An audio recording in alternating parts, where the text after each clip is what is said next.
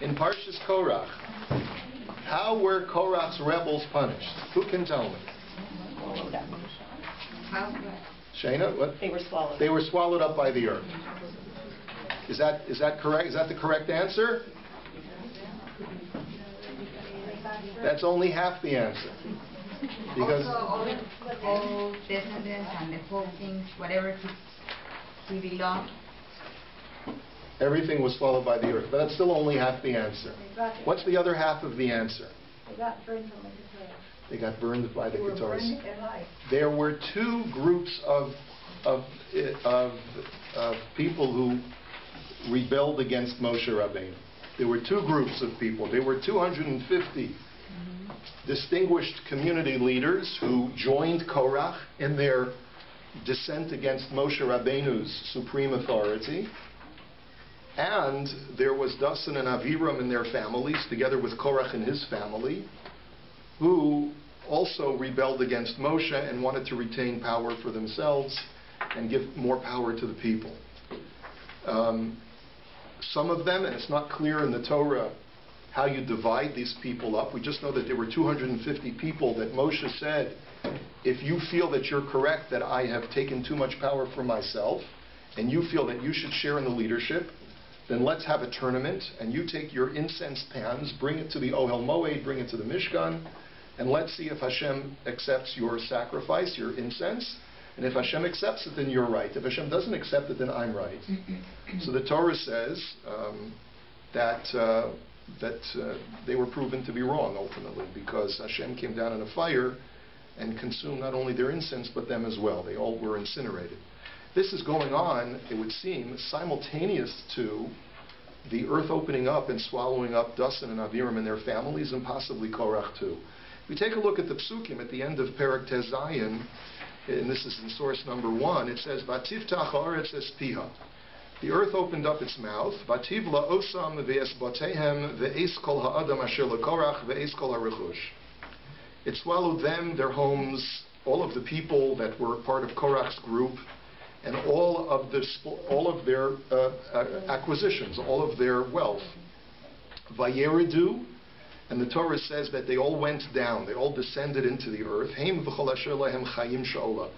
They and all that they possessed alive into the Sha'ol, which is the Torah's term for some kind of subterraneous depth.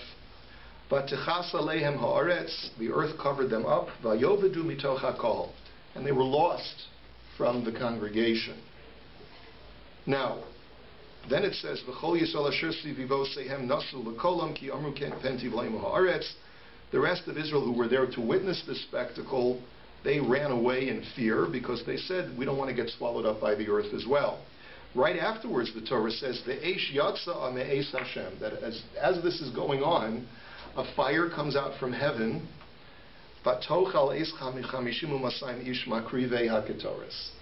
And then it consumes the 250 men who were standing by the Ohel Moed. You see, this earth opening up is not happening at the Ohel Moed. It's actually happening at the residence, at the tents of Dasan and Aviram and Korach. And at the same time, there is a fire coming down in the Machane Shechina, in the center of the encampment, and it's consuming the 250 men that are offering the Keturas.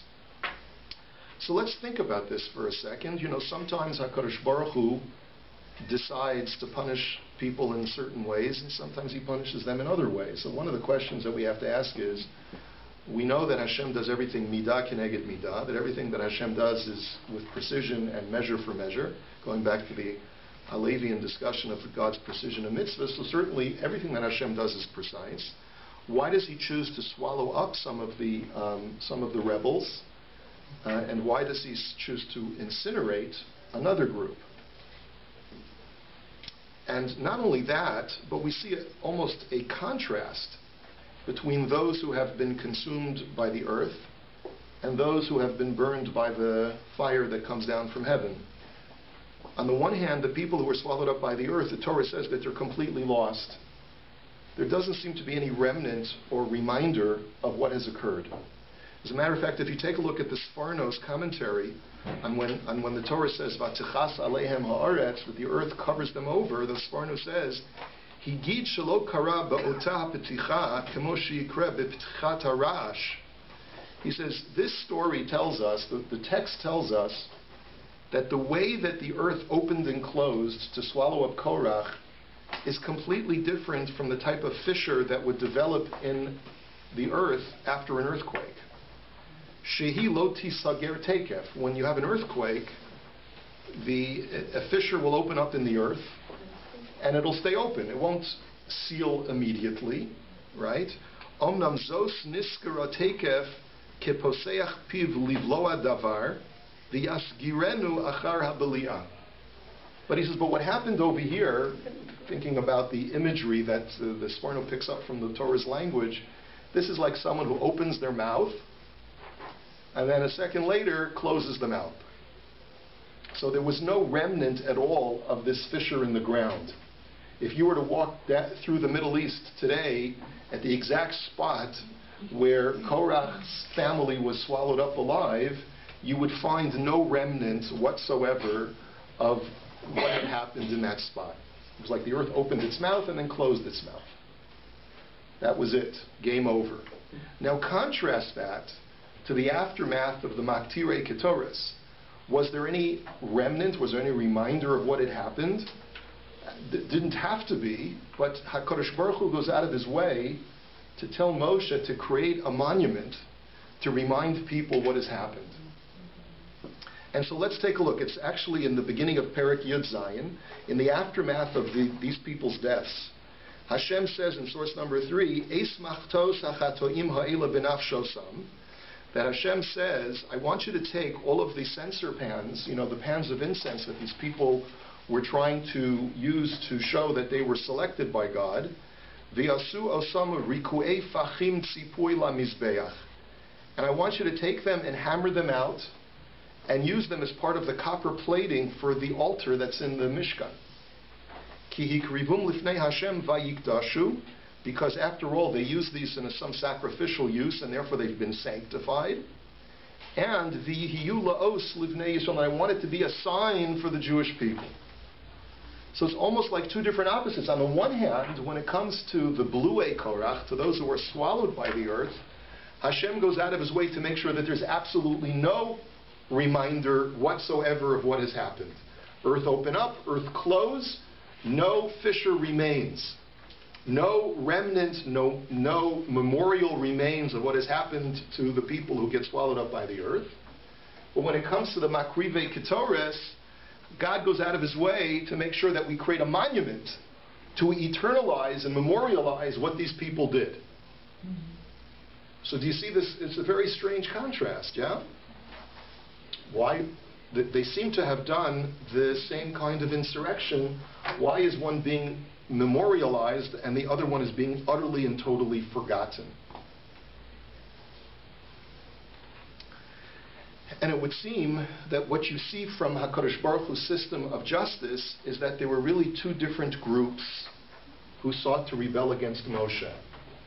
At first glance, they may not have manifested these motives as two completely different motives, but nonetheless, HaKadosh Baruch Hu discerned what the different agendas of these two different groups were and was able to divide them appropriately. There were people who genuinely felt that they were distant from HaKadosh Baruch Hu and wanted to do the avoda and wanted to be part of the inner sanctum that they felt was being monopolized by Moshe and Aharon. And those were the people who said, we want an opportunity to bring Ketores as well. And it is therefore no coincidence that they suffer the same fate as Nadav and Avihu, the two sons of Aaron in Parsha Shmini, who are also incinerated while they're bringing Ketores. It's the exact same fate that these 250 men experience as their punishment as well. And why is fire the appropriate punishment for these people? Because imagine a moth who gets too close to the flame, becomes incinerated. Your desire is genuine and real. You want to become closer to Hashem. But sometimes it's inappropriate. Sometimes it's not the right thing to want to have that kind of intimacy with HaKadosh Baruch Hu when you have not been invited in. You're not supposed to take those kinds of liberties with Hashem. Hashem creates distances and barriers in order to create that sense of reverence and awe. And just because you want your love to overpower all sense of reverence and yira, that doesn't mean necessarily that it's the right thing. So just like Nadav and Avihu go into the Kodesh HaKadoshim to show their extreme love for Hashem at this great, very spiritual and uplifting moment of the dedication of the Mishkan, and are punished through it, and God is sanctified thereby, so too these people have a genuine desire to become close to Hashem, and Hashem has to use this as a reminder to the Jewish people. These were not bad people. Their motivations were not selfish. They really sought not a self-gratification, but rather they sought to come as close with Hashem as possible. There is a way to become ultimately close to God, but you die in the process. So let that be a reminder to the Jewish people. This is not what Hashem wants. Hashem doesn't want ultimate closeness. There will be ultimate closness. After 120 years, your soul returns back to its maker and you become ultimately close to Hashem. That is ultimate bond that is being created. But that's not supposed to happen in Olam Hazeh, and if you try to do that, then you're prematurely putting an end to your life. And that's what the Jewish people need to learn. And there's nothing, and because these people, their agenda was not to eternalize themselves. It was not about them, but it was about being close to Hashem. There's nothing wrong with eternalizing their memory, because that was not part and parcel of their Aveira. That wasn't part of their sin. Now we have to turn to the people who are swallowed by the earth. These people have a different agenda. Their agenda is not to become ultimately close with HaKadosh Baruch Hu. Their agenda is to create a name for themselves and for their families. Their agenda is to say, I want to be the one whose plaque is on the shul. I want to be the one who's going to be eternalized and be the macher. Right? It's my family. My family name is the important thing. And that's why I want to have a role of leadership within the Jewish people. For those people, the appropriate punishment is those you wanted to create a home and a structure for yourself. The earth will open up and remove that sense of permanence from you completely. And not only that, but just as you sought to have a sense of permanence and memorialization of yourself and your family, that is in itself what is taken away from you. And that's why there is no remnant and no memory left of those people. Because if the motivation for that was to create a name for yourself, Hashem takes away that name completely. Except that we have precious Korach. Yes, but we don't know the names of those people. They're totally swallowed alive. That's the lesson. The lesson is that there is no remnant of those people. And those who tried this, it's there to teach us a lesson about the human condition, about how we're supposed to motivate ourselves in the service of Hashem. It is okay sometimes to motivate yourself based upon personal interests, but if you're going to create an insurrection against the current leadership in order to create a name for yourself, then beware, because the exact opposite effect will result. So that's, it would seem to me, the reason for the two different kinds of punishments and the opposite way in which their sins are memorialized. But now if you take a look at Korach, we find something very, very curious. Take a look at source number 5. The Gemara asks, what actually happened to Korach himself? Amar Rabbi Yochanan. Rabbi Yochanan says, Gemara in Sanhedrin, Rabbi Yochanan says, Korach lo min habeluim velo min haserufim. Korach was neither swallowed by the earth, nor was he incinerated. He was spared both punishments. And lo min habluin, how do we know that he wasn't swallowed by the earth? Dichsiv ve'es kol ha'adam asher lekorach velo korach. The Torah only says that all of the people that were part of Korach's group were swallowed, but not Korach himself. That's the diuk, that's the inference that the Gemara makes from the language of the pasuk. And then it says velo min asrufim, he wasn't one of those who were incinerated. Dichsiv ba'achol ha'esh es chamishim u'masayim ish v'lo korach. Because the Torah says that the fire consumed the 250 men only, and not Korach. So Korach was neither burned nor was he incinerated. But now you have another opinion, which is the opinion of the Matznita, which is a Brisa, which teaches just the opposite. The Matznita Tana, Korach min hasrufim u min hapluim. That he was both burned and he was swallowed, which is a pretty neat trick for Hashem to do, because basically what happens is that he would be struck by lightning from the fire that comes down from Shemayim. He's burnt to a crisp, and then is magically transported over to Dasan and Abiram's tent and is swallowed up alive.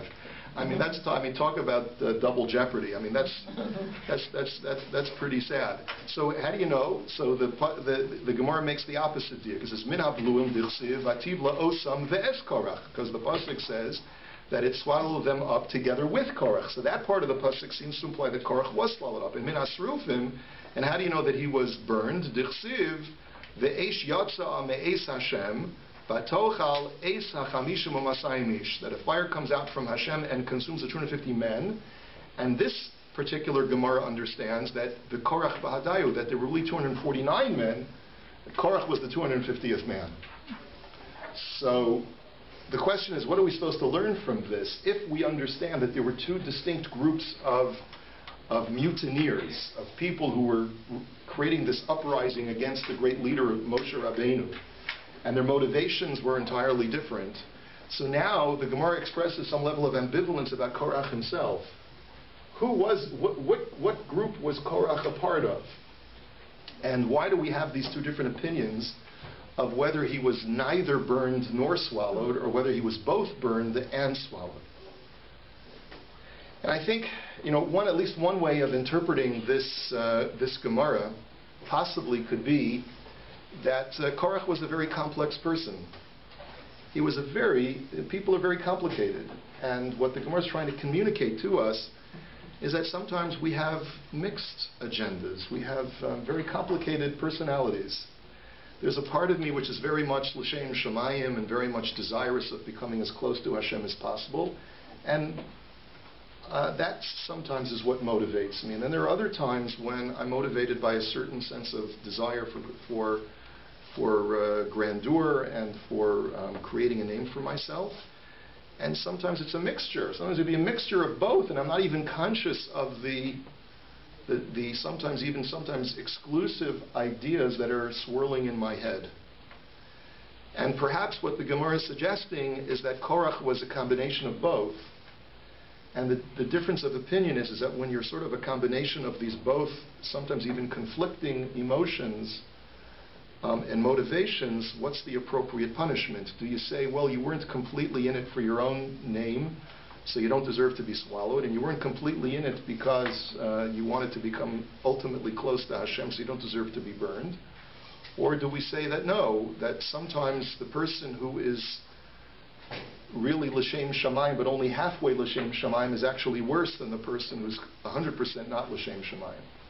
Because sometimes they say that the best kind of lie is a half-truth, So sometimes when you have only partial motives that are not l'shem shamayim and are partially one way and partially the other way, sometimes that could actually even be worse, and therefore Korach deserved to be both swallowed and to be burned. So I think that really what the import of the Gemara is that Korach was a very complicated man. And that one of the lessons that we can learn from Korach is that we have to try and, like I spoke about on Shabbos, we have to sort of know ourselves and try to look at ourselves critically and honestly in the mirror and try to make sure that whatever we do is really l'shem shamayim. And sometimes it's even helpful that if it's not sinful to have multiple agendas, it's not sinful to have even personal agendas as a way of getting us to do the right thing, because as we know, mitoch shelo lishma ba lishma, that even if I start off doing a mitzvah for the wrong reasons, I'll eventually do it for the right reasons. The only time it becomes criminal is like in the case of Korach, is if I create machlokas as a result of my desire to do the right thing. And if my desire to do the right thing is motivated incorrectly, then my creation of machlokas is truly, truly destructive. But it's also helpful to use this lesson even when I'm not creating machlokas, but I'm just trying to figure myself out and figure out what motivates me, what drives me to do the things that I say are l'shem shamayim. And if I can at least be honest with myself and see what the different components of my personality are that are driving me to do the things that I do, at least I can guide my trajectory in the right direction, and not get caught up in the traps of ego, and not get caught in the traps of making mistakes along the way, and of trying to become too holy or becoming too close to the flame. Maybe, I don't know why I find myself in these parshios, Parsha Shlach with the Meraglim, Parshas Korach with Korach and his men. I find myself drawn to this idea of self-analysis. But I think, to me, that's what's shouting out to us from the Psukim, is that we have to really get to know who we are and what motivates us. Anyway, have a great day.